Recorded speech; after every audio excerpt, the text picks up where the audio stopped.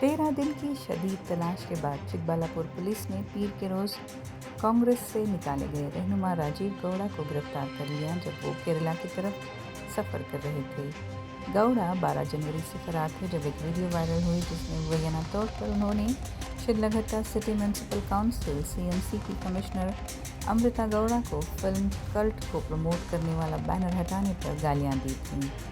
इस मामले से शिदलघट्टा में सीएमसी मुलाजमिन ने एहतजाज किया जिन्होंने गौड़ा पर बदअमनी और धमकी का इल्ज़ाम लगाया और फौरी कार्रवाई का मुतालबा भी किया। शिदलघट्टा थाने में उनके खिलाफ 2 एफआईआर दर्ज की गई।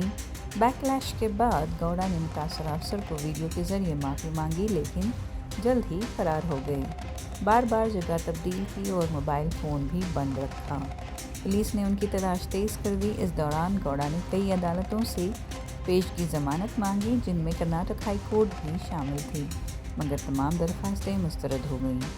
ज़मानत मुस्तरद होने के बाद पुलिस ने उनकी नकल व हरकत का सुराग लगाया और कर्नाटक केरला सरहद के करीब गिरफ्तार कर लिया, जहां वो मैंगलुरु में छुपने के बाद केरला जा रहे थे। कर्नाटक प्रदेश कांग्रेस कमेटी ने इस तनाज़े और पुलिस दबाव के बायस उन्हें पार्टी से निकाल दिया था।